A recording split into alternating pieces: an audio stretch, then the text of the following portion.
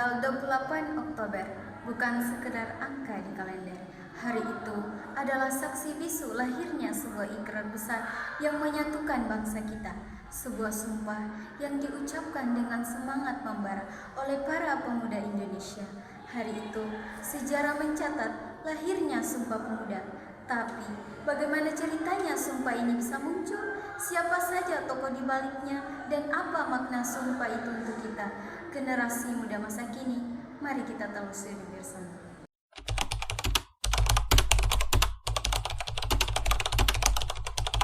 Sebelum tahun 1928, Indonesia belum seperti sekarang. Belum ada kata Indonesia yang resmi menyatukan kita. Kita masih terdiri dari berbagai kerajaan, suku, bahasa, dan organisasi daerah. Sementara itu, Belanda sebagai penjajah terus mempertahankan kekuasaan. Namun di balik penderitaan itu, muncul semangat baru. Anak-anak muda di berbagai daerah mulai mendirikan organisasi. Ada Jong Java, Jong Sumatera, Jong Ambon, Jong Klabes, Jong Minahasa, Jong Islami Etenbon, dan masih banyak lagi. Mereka sadar perjuangan melawan penjajah tidak bisa hanya dilakukan oleh satu daerah atau satu kelompok saja. Perlu persatuan, perlu kebersamaan agar Indonesia merdeka bisa terwujud.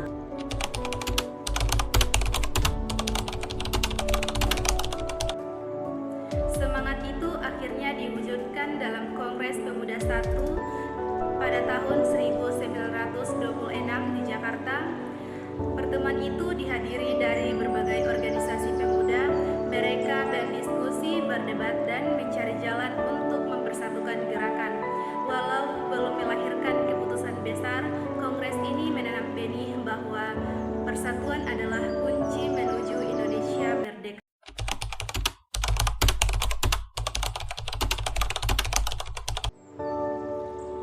2 tahun kemudian, tepatnya tanggal 27 dan 28 Oktober 1928, para pemuda kembali berkumpul dalam Kongres Pemuda II. Tempatnya sederhana, di beberapa gedung di Batavia yang sekarang kita kenal sebagai Jakarta. Tokoh-tokoh muda hadir dengan semangat luar biasa. Ada Seo Gonto Jojos Pehospita sebagai ketua, Muhammad Yamin yang menyuarakan pentingnya persatuan bangsa, dan Wage Rudolf Supratman yang memperkenalkan lagu Indonesia Raya untuk pertama kalinya. Bayangkan suasana saat itu, ratusan pemuda dengan latar belakang berbeda duduk bersama. Ada yang berasal dari Sumatera, Sulawesi, Maluku, Kalimantan, dan berbagai daerah lainnya. Mereka berbicara dengan penuh keyakinan bahwa mereka berbeda bahasa, suku, dan budaya. Mereka adalah satu bangsa, satu tanah air, satu bahasa, persatuan di akhir Kongres. Ikrar besar itu lahir. Inilah yang kita kenal hingga sekarang sebagai Sumpah Pemuda. Sumpah Pemuda, kami putra dan putri Indonesia mengaku bertumpah darah yang satu, tanah air Indonesia. Kami putra dan putri Indonesia mengaku berbangsa yang satu, bangsa Indonesia. Kami putra dan putri Indonesia menjunjung bahasa persatuan, bahasa Indonesia.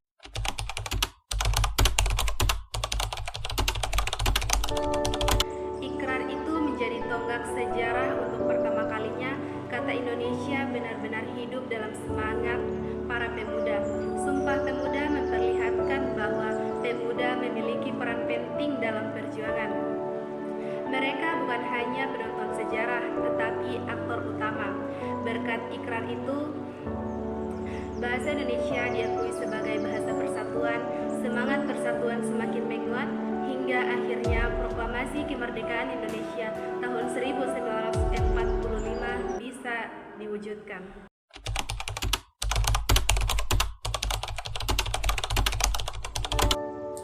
Lalu, bagaimana dengan kita?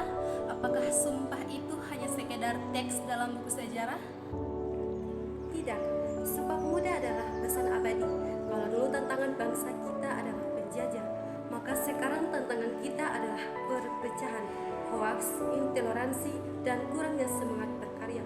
generasi muda bisa meneladani semangat itu dengan hal-hal sederhana, seperti menjaga persatuan di sekolah, menghargai perbedaan teman. Menggunakan media sosial untuk hal positif dan berprestasi demi mengharumkan nama Indonesia.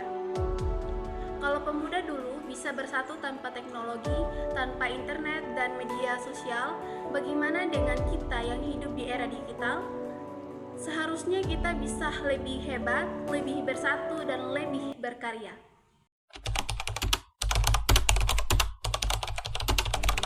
Sumpah Pemuda bukan hanya sejarah, ia adalah amanah.